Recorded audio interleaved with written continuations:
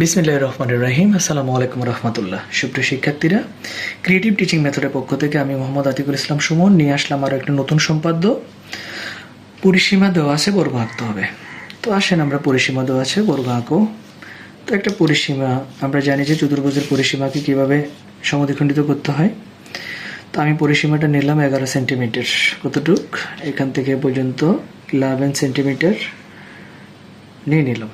এই 11 সেন্টিমিটারকে আমরা এখন 4টি ভাগে ভাগ করব। আমরা এর আগের একটা ক্লাসে এটা শিখেছিলাম। আনুমানিক অর্ধেকের বেশি নিয়ে প্রথমত 1, 2, ঠিক এখান থেকে সেম টু সেম আমি 3, 4। তাহলে প্রথম সমদ্বিখণ্ডিত হয়ে গেল। এরপরেই খণ্ডিত অংশকে আমরা আবারও কী করব? দুভাগে ভাগ করব। হয়ে যাবে চতুর্ভুজের এক বাহুর দৈর্ঘ্য পেয়ে যাব আমি। এই অর্ধেকের বেশি নেব, নিয়ে 1, 2, 3, 4। তাহলে এই হলো যে আমার পরিসীমাকে আমি 4টি খণ্ডে ভাগ করে নিলাম। এবার আমি এটা সমান বর্গ আঁকবো।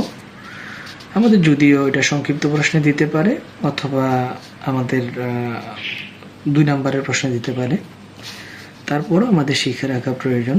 আমরা এটা শিখে নিব যেহেতু আমাদের বইতে আছে। তো বর্গ অঙ্কন করো। আমি জাস্ট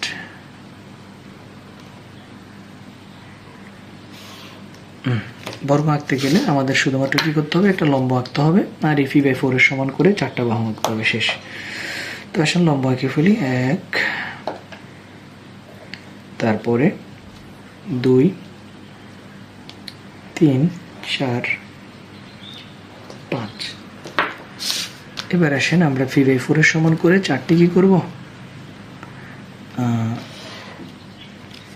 বাহু আঁকবো, শেষ। এই যে π/4, জি এই π/4 আমি এখন এটা 4টা নেব। কয়টা? 4টা। 1টা নিলাম, ঠিক 2, তাহলে 2টা হলো।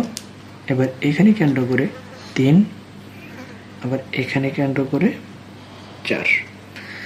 তাহলে হয়ে গেল আমাদের কি 4টা চাপ বা 4টা সমান বাহু অঙ্কন করলাম। এবার এগুলো শুধু কি করব? যোগ করে দিব।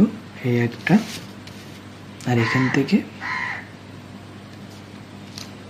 এই আরেকটা নামকরণ করব। এটার নাম দিব A, B, C, D, E, F। বর্ণনা কীভাবে দিব? যে কোনো রাশি বি থেকে π/4 এর সমান ব্যাসার্ধ নিয়ে BC কেটে নিই। BC-র বি বিন্দুতে একটা লম্ব আঁকি BF। BF থেকেও π/4 এর সমান ব্যাসার্ধ নিয়ে BA কেটে নিই। এখন A আর C কে কেন্দ্র করে বি কোণের সামনে π/4 এর সমান ব্যাসার্ধ নিয়ে দুটি বৃত্তচাপ দিয়ে একটা অপরটা ডি বিন্দুতে ছেদ করে A, D, C, D যোগ করি ABCD উদ্দিষ্ট বর্গ। আশা করি বুঝতে পেরেছেন শিক্ষার্থীরা। ধন্যবাদ পাশে থাকার জন্য। পরবর্তী ক্লাস নিয়ে খুব তাড়াতাড়ি আসছি। ততক্ষণ পর্যন্ত সুস্থ থাকবেন। আল্লাহ হাফেজ। আসসালামু আলাইকুম রহমতুল্লাহ।